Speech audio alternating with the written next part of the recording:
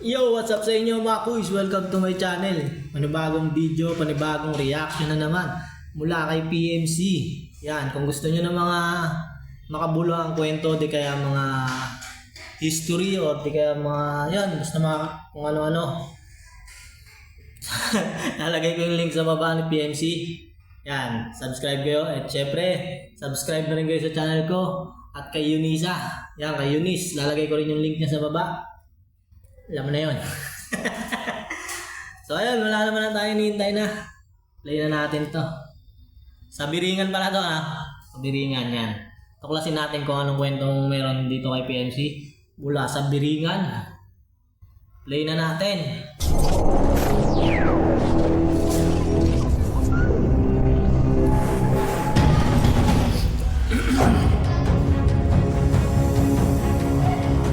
Siyudad ng Biringan, ang tinaguriang Invisible City. Pinaniniwala ang tirahan ng mga naggagandahang engkanto at pinaliliputan ng masasamang maligno. Ayon sa mga kwento, ito ay matatagpuan sa mapunong bahagi ng Samar. Puno ng ilaw sa gabi, mga kumikinam na ginto sa araw at mga nakakalulang gusali na tumatayog sa ibabaw ng matataas na punong kahoy. Sa kabila ng maraming patunay mula sa mga taga roon, mga saksi mula sa kabilang ibayo, bakit tila paiba-iba ang kwento ng marami hinggil sa Biringan? Katang-isip nga ba o isang katotohanan? Kung nais mong lumawak pa ang iyong pag-iisip at lumalim ng lubusan ng iyong pangunawa, sama-sama nating halungkatin ang kasaysayan at hanapin ang kasagutang mahirap. Ipaliwanag ang tanong, Totoo ba? totoo ba? So yun, Biringan. Tutuklasin natin yung lugar ni Minato. Shoutout sa'yo, Minato. Puding, yan.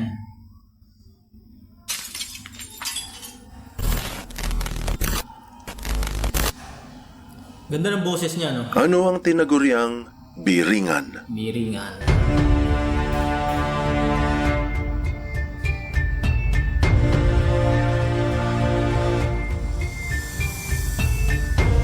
Nagsimula ang kwento sa lugar ng Gandara, Tarangan at Pagsanhan, sa gitna ng Kalbayog at Katarman, bandang itaas ng Samar, noong mga taong 1960s.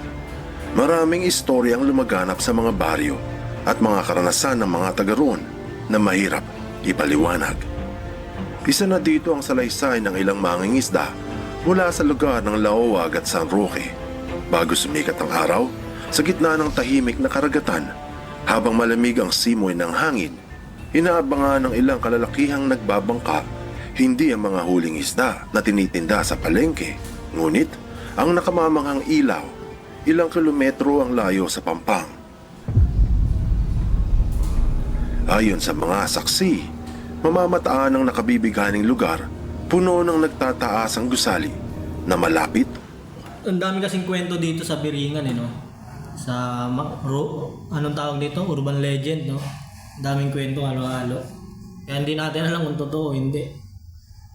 Pero hindi natin alam kasi baka mapanakot lang to sa mga bata dati. Tapos naging kwento-kwento na lang, no? Ginawa lang kwento, hindi natin alam. So, yun. Wala lang. Sa siyudad ng Kalbayog, May masabi lang. nababalot daw ito sa makapal na hamog at nasisilip sa ibabaw ng mga punong kahoy. Sa unang sulyap, ang akala ng iba ay namamalikmata lamang dahil kulang sa tulog o binabangungot dahil hindi pa lubusang nagigising. Ngunit ang natatanaw ng mga ilaw ay nasulyapan rin ng mga taga-ibang barangay. Ang unang hinala ay mga manggagawa sa kabilang ibayo na sa gabi nagtatrabaho. At dinayo din ito di umano ng isang kumpanya mula sa bansang Japan na nagnais magtayo ng negosyo sa naturang maunlad na syudad.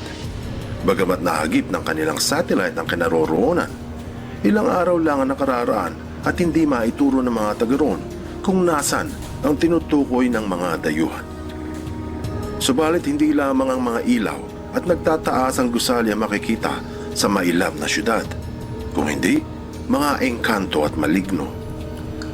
Mula Sasabihin ko pa lang sana engkanto eh. Parang lugar ng mga engkanto yan kasi daw eh, yung mga yung Biringan. Lugar ng mga engkanto. Hindi kaya pugad ng mga engkanto. Yan, mga ganyan. Noong lumaganap ang balita, sinubukan itong hanapin at puntahan ang mga mausisa. Maraming mangingisda ang nahumaling sa natatanaw nila mula sa karagatan at hindi nakatiis na ito ay mapuntahan. Mayroong mga hindi nakarating at mayroong ilan na hindi nakabalik. Ang nakaenganyong mga ilaw at gusali na laman ng chismis ay napalitan ng kwento. Meron bang kwento dito, sabi, pagka nakita mo yun, tapos may lumapit sa'yo or kinausap ka, tapos inalok ka ng pagkain, dapat daw tanggihan mo. Yun ang sabi nila. Kasi parang ano daw yun parang pain lang daw yun yung pagkain. So kailangan parang mahumaling ka, parang ganon. Tapos pag kumain ka nun, sasama ka nila sa lugar nila. Ang katatakutan. Unti-unti nang kumalat ang istorya hinggil sa mga masasamang espiritu na gumagala sa gabi at mga engkanto sa liwanag ng araw na naghahanap ng mabibiktima. Mayroong mga naglaho, bata, matanda, dalaga, binata, kung ikaw ay napili. Hanggang ang lugar ay nakilala bilang hanapan. Tapos ang sabi pa nila, pag napunta ka dun sa lugar na yun, parang bawa, ang akala mo 5 minuto ka lang nawala. Pero dito sa lugar natin, dito sa kinatatayuan natin, parang 5 taon na nakalipas, parang ganun. Pero sa kanila parang 5 minutes, pag nandun ka parang feeling mo 5 minutes lang nakalipas. Parang ganun. Ng mga nawawala.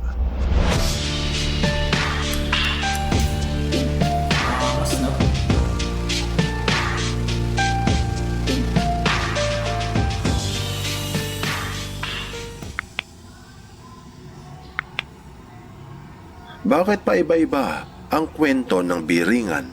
Iba-iba.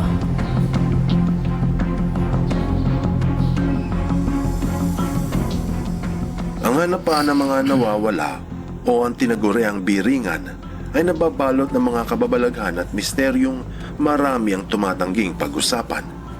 Kinatatakutan ng lubusan ang sinasabing lugar. Kesyo ito daw ay syudad ng mga engkanto na may kakaibang kapangyarihan. Mayroong naniniwala na may 7 lagusang papunta sa Biringan at isa na doon ay nasa Pagsanhan Falls. Ayon naman sa iba, punong balete raw ang kadalasang ginagamit. Ang mga nakatira sa Biringan. Ba't kaya pagka mga engkanto, mga white lady, mga multo, mga ganyan, laging puno ng balete, no? Dahil malaki, dahil malapad, parang gano'n. Laging gano'n, weird lang. Ay pinaniniwala ang mga elementong may taglay na kakayahang hindi mula sa ating mundo. May nagsasabi naman na ang mga ito ay mga duwende. Yung iba ang sabi, mga higante na parang kapre. May nagkukwento na magaganda ang itsura ng mga engkanto.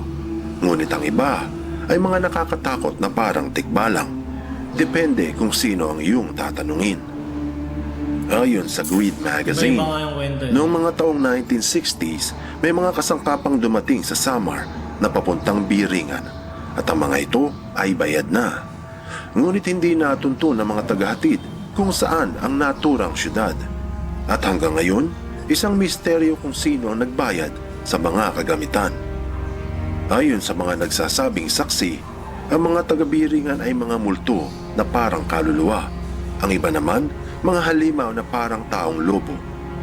Ayon din sa ibang kwento, kung ang isa ay magugustuhan ng mga engkanto, ito ay dadalhin sa syudad. Kung kakain o iinom lalo na ng itim na pagkain, hindi na ito makakabalik pa. At kung hindi ka naman kaaliwan ng mga engkanto, ang isa ay magkakasakit, magdidiliryo at mamamatay.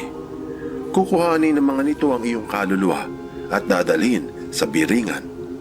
Doon ang isa ay hindi tumatanda dahil ayon sa paniniwala, mabagal ang oras sa syudad.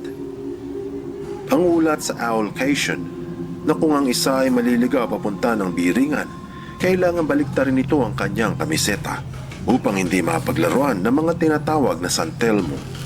Pinapaalalahan Kamiseta. Ano ba yung kamiseta? Damit? Damit ba yun? Parang lalim ng salita ng kamiseta. Kamiseta. Kasi di ba ganyan lang naman wag na ano? Naliligaw ka. Kailangan balik rin yung mga damit mo. Kamiseta. din ng mga bata Ngayon ko lang narinig yung kamiseta. sa lugar na matulog ng maaga para hindi sila kidnapin ng mga tinatawag na tambal. Kung mabuting tao, magugustuhan ka ng mga magagandang engkanto.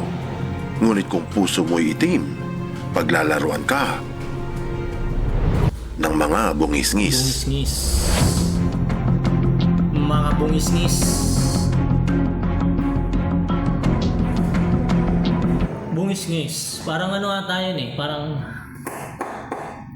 mga yung para siyang ano cyclops. Bungis-ngis gano'n. Parang malalaking tao na mukhang halimaw. Bungis-ngis.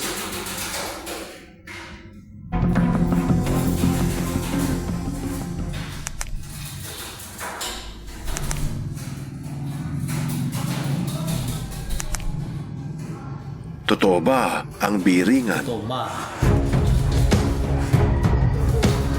Ito lang din maganda kay PMC kasi pag pag nag-narrate siya, 'di ba?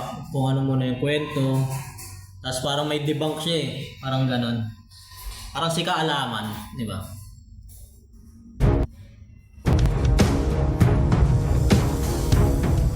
Ang kwentong kababalaghan hinggil sa hanapan ng mga nawawala ay patuloy pa rin sumasaisip ng marami sa kasalukuyan. I mean, di naman 'di ba, may paliwanag siya na mas maayos doon sa mga kwento-kwento lang, 'di ba?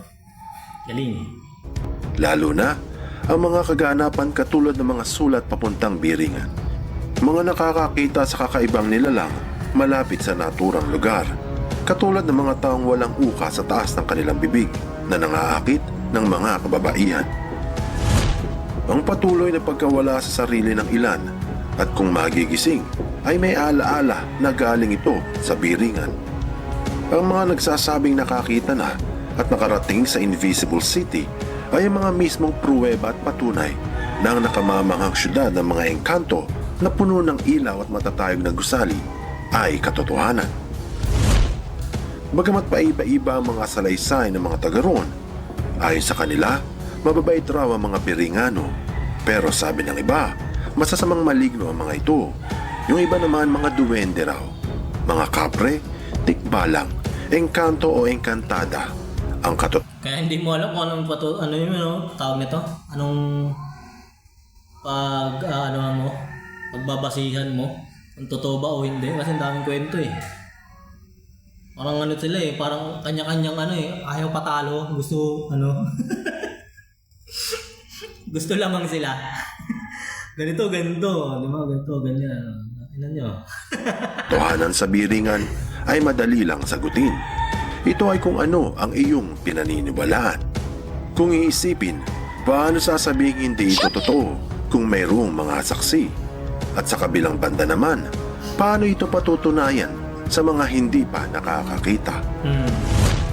Bagamat walang video na nakuhanan sa biringan o litrato na nakasapol sa mga nakikita sa lugar, sapat na ang kwento ng mga taga roon upang ang biringan ay maging isa sa pinakamisteryosong lugar sa buong Pilipinas. Ayun yung paano lang din eh, no?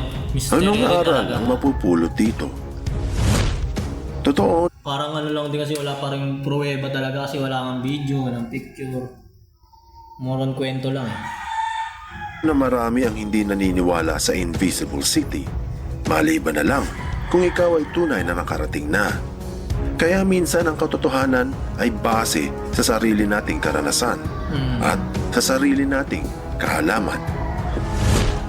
Kaya mas maigi siguro na irespeto ng bawat isa ang paniniwala ng kanyang kapwa.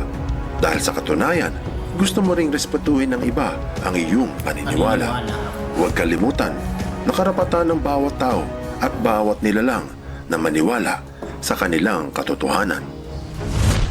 Buksan mo ang iyong isip at hayaang lumalim pa ng lubusan ng iyong pangunawa sa mga kasaysayang kapupulutan ng maraming aral. Tandaan, katotohanan ng susi. Sa tunay na kalayaan, Tama. Meron pa ba?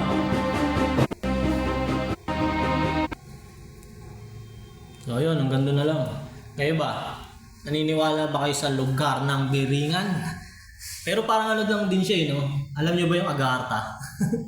Parang same scenario lang sila eh. Same ng kwento, same ng mga tao sa loob ng Agartha, pati sa Biringan parang same lang, mga engkanto, mga ganun daw. Same, halos same lang. Pero sa ibang bansa naman din kasi yung Agartha, 'di ba? Pero parang same scenario lang siya eh. Parang di natin alam kung kanya-kanyang kwento eh.